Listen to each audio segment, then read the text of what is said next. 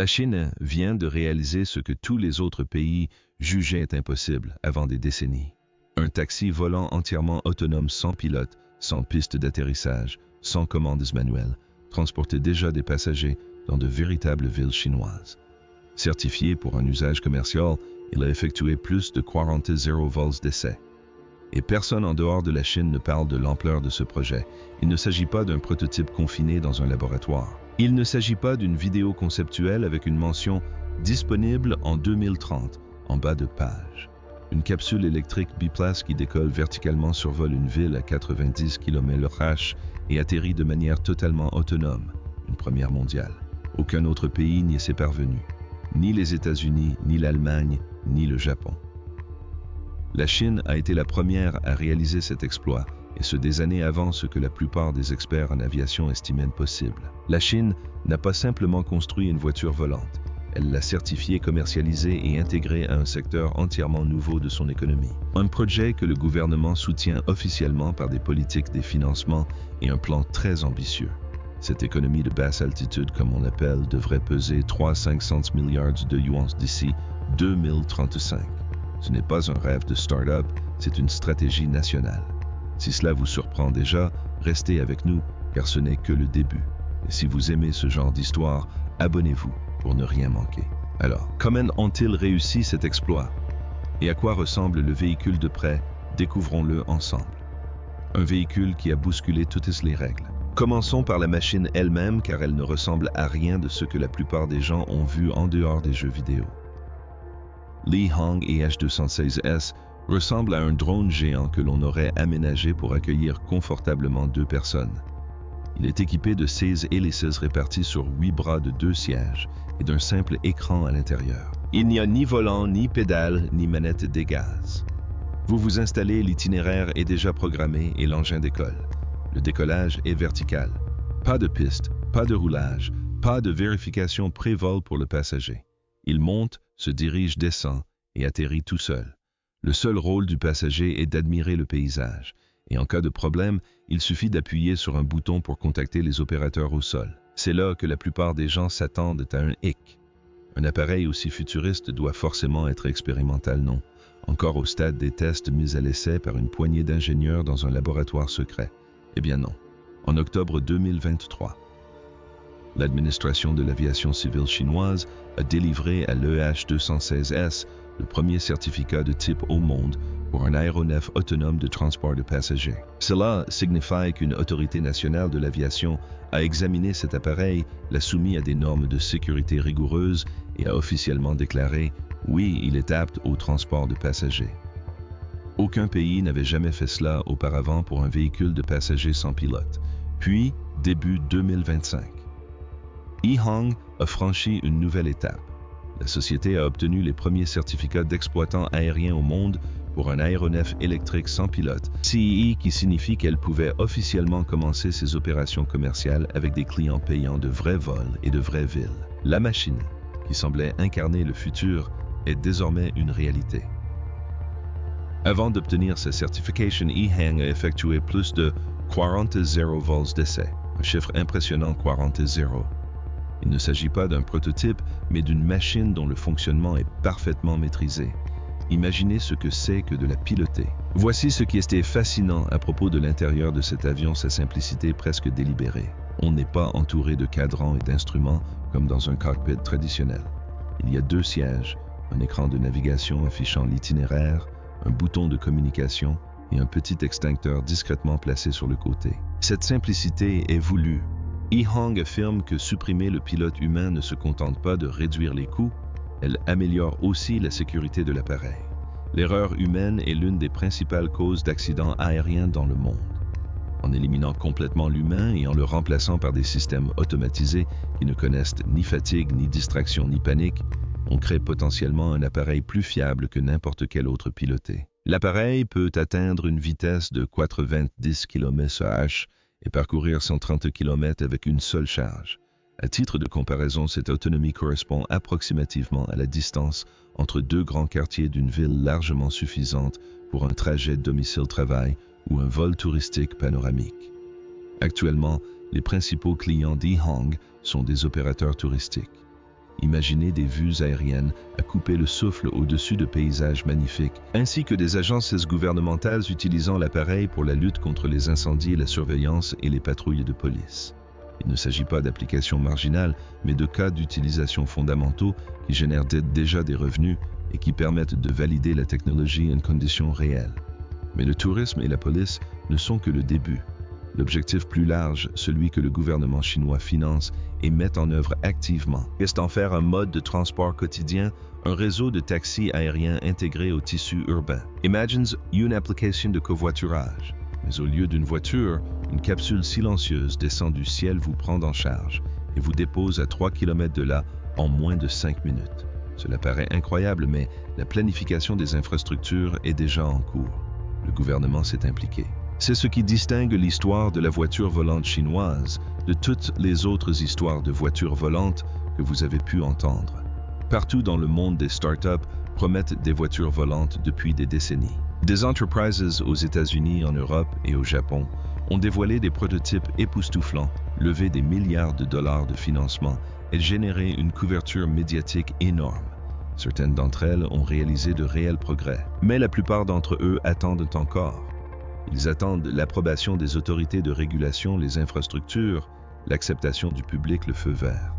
La Chine a court-circuité la plupart de ces attentes.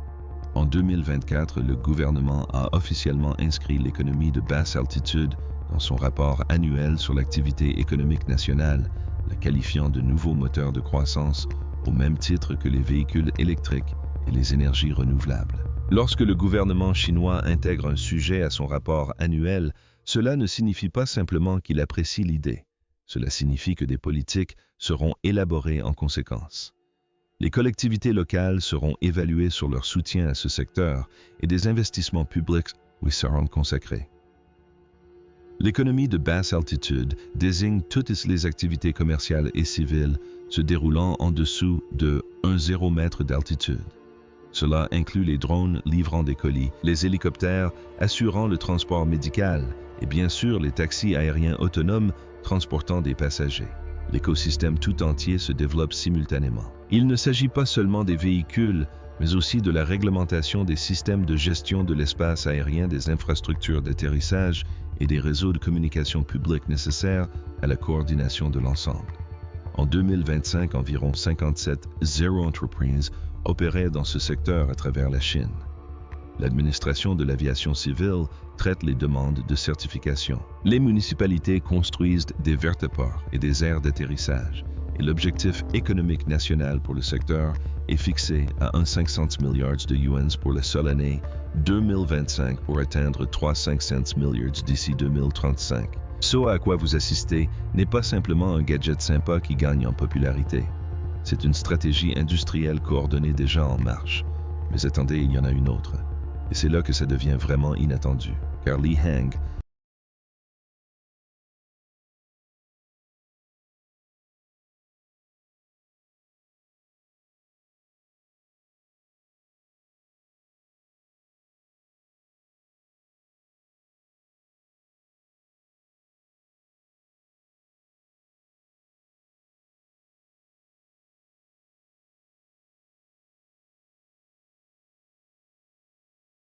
l'Air Taxi, aussi remarquable soit-il, n'est pas le seul véhicule volant à faire parler de lui en Chine. Une autre entreprise, Airage, propose une solution radicalement différente, presque à l'opposé de sa philosophie. Affiliée à Xpeng, l'un des principaux constructeurs chinois de véhicules électriques, elle commercialise un produit qu'elle surnomme le porte-avions terrestre. Son nom à lui seul donne une idée de l'ambition du projet. Imaginez un grand fourgon élégant à 6 roues, un véritable véhicule routier capable d'aller partout où une voiture peut se rendre, parking, camping, colline pittoresque. Mais à l'arrière de ce fourgon se cache un module volant compact. Pour prendre votre envol, l'arrière du van s'ouvre. Le module volant se déploie et vous décollez quel que soit votre emplacement de stationnement. Le manche à balai à l'intérieur permet de contrôler à la fois le van et le module volant grâce à une formation de moins de 5 minutes selon l'entreprise. À l'atterrissage, le module se replie dans le vent. Vous rentrez chez vous. Vous garez le vent à votre place habituelle. La recharge se fait pendant la nuit, grâce au système d'alimentation embarqué du van qui peut recharger le module volant pour 6 vols complets.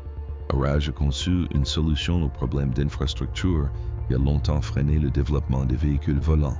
Plus besoin de réseau de vertiports, ni de plateforme d'atterrissage dédiée, ni de permis spécial, autre qu'un permis de conduire standard. Le véhicule terrestre fait office d'infrastructure. Quant à l'autonomie, le vent peut parcourir plus de 0 km. Avec 6 cycles de recharge pour le module volant, vous pourriez théoriquement parcourir une longue distance, survoler une zone inaccessible par la route, atterrir, replier le module et reprendre la route. C'est un véhicule conçu pour un monde où routes et ciel sont tout aussi accessibles. Quant au prix, il vous faudra débourser entre 30 € et 400 $. OA n'est pas un produit de grande consommation. Pas encore. Les premiers exemplaires sont sortis des chaînes de production de Guangha fin 2025 et environ 7 précommandes ont déjà été enregistrées. La certification CAC est en cours de finalisation et les livraisons sont prévues pour fin 2026. Mais voilà le problème avec la tarification des technologies, elle ne reste jamais à son niveau de départ. Les premiers smartphones coûtaient une fortune. Les véhicules électriques étaient autrefois des produits de luxe. L'échelle, la concurrence et l'efficacité de la production permettent au fil du temps de rendre l'extraordinaire accessible. Le porte-avions terrestre est aujourd'hui un produit haut de gamme, mais il préfigure déjà ce à quoi pourrait ressembler le marché de demain. Pourquoi ce changement va bien au-delà des simples déplacements? À ce stade, vous pourriez penser, d'accord, c'est impressionnant, mais cela reste une option de transport sophistiquée réservée aux touristes fortunés et aux agences gouvernementales. Qu'est-ce que cela change concrètement pour les gens ordinaires? La réponse réside dans l'architecture même des villes. La circulation urbaine est l'un des problèmes majeurs du XXIe siècle. Les villes conçues pour les piétons ou les chevaux ont été réaménagées pour les voitures. Puis, elles ont été étendues, élargies et couvertes de viaducs, de tunnels et de rocades. Et la circulation n'a fait qu'empirer. De toute façon, tout urbaniste connaît cette vérité dérangeante. On ne peut pas résoudre les problèmes de congestion au sol uniquement par la construction de nouvelles routes. Chaque nouvelle route engendre une nouvelle demande qui la saturait aussitôt. Le ciel, lui, ne rencontre pas ce problème. L'espace aérien au-dessus des villes est actuellement presque entièrement inutilisé en dessous de 1,0 m, à 300 m d'altitude. Il n'y a ni embouteillage, ni nidiès de poules, ni feu de circulation. Les véhicules volant à basse altitude transforment radicalement la circulation urbaine. Un trajet de 45 minutes en ville avec ses arrêts et redémarrages incessants peut se faire en moins de 10 minutes par avion. Les services d'urgence peuvent intervenir en quelques minutes dans n'importe quel point de la ville, quelles que soient les conditions du terrain, évacuation médicale. Lutte contre les incendies, surveillance en temps réel. Ces aspects s'améliorent globalement lorsque l'espace aérien est utilisé. Et pour les régions rurales et montagneuses dont la Chine possède une part considérable, les conséquences sont encore plus importantes. Des communautés situées à des heures de route d'un hôpital ou d'un marché pourraient désormais s'y rendre en quelques minutes par avion. Le fossé d'accès entre les populations urbaines et rurales qui a façonné les inégalités économiques pendant des générations commence à se réduire d'une manière que les routes seules n'auraient jamais permis. Il ne s'agit pas simplement d'une innovation dans les transports, c'est une infrastructure qui redéfinit la notion de proximité. Le ciel n'est plus la limite. Dans ce reportage d'Al-Azhar, il y a un moment où le journaliste assis dans le taxi aérien E-Hang sans pilote prononce une phrase sincère et profondément humaine. « Je ne vais pas baisser les yeux. Et puis presque aussitôt vais-je le faire. » Cette réaction révèle quelque chose d'important car malgré toutes les statistiques, les objectifs politiques et les projections de marché, le plus significatif dans ce qui se passe actuellement en Chine, c'est le changement de mentalité. Cela montre que pendant la majeure partie de l'histoire de l'humanité, voler a nécessité des machines extraordinaires, une formation poussée et des infrastructures colossales. C'était le domaine des spécialistes. Ce que les véhicules aériens électriques autonomes sont en train de faire lentement puis soudainement, c'est de banaliser le vol. Quelque chose que l'on pourrait commander sur son téléphone. Une expérience accessible aux touristes lors d'une escapade de fin de semaine. Un outil précieux pour les gouvernements afin de coordonner les interventions d'urgence sans pilote qualifié en permanence. La technologie permettant de voler sans pilote, sans piste et sans carburant conventionnel existe déjà. Le cadre réglementaire nécessaire pour le faire commercialement existe déjà en Chine. La demande du marché est croissante. L'investissement public est confirmé. La production à grande échelle des véhicules est en cours. D'autres pays y parviendront également. Les États-Unis, l'Union européenne, la Corée du Sud et d'autres encore ont des programmes actifs visant des certifications et des objectifs similaires. Mais la Chine possède une longueur d'avance significative, la preuve. Pas un prototype, pas un concept, pas une simple illustration. Un véritable taxi volant certifié, ayant effectué plus de 40 zéro vols d'essai, et transportant désormais de vrais passagers dans de vraies villes. L'avenir, comme chacun sait, est déjà là. Il n'est simplement pas encore réparti équitablement. Mais en matière de vol à basse altitude, la Chine vient de franchir une étape importante. La question n'est plus de savoir si les voitures volantes deviendront une composante de notre quotidien, mais plutôt à quelle vitesse et quelles villes ouvriront la voie. Et comme l'a dit le journaliste à la fin du vol de retour sur la terre ferme, le sourire aux lèvres et un peu essoufflé, on l'a fait. Si cela vous a, ne serait-ce qu'un peu impressionné, abonnez-vous et activez les notifications, car nous continuerons de suivre ce genre d'histoire. Je veux savoir ce que vous en pensez. Oseriez-vous monter à bord d'un taxi volant sans pilote dès maintenant? Ou préférez-vous attendre encore quelques années avant de faire confiance à cette machine? N'hésitez pas à laisser votre réponse dans les commentaires ci-dessous.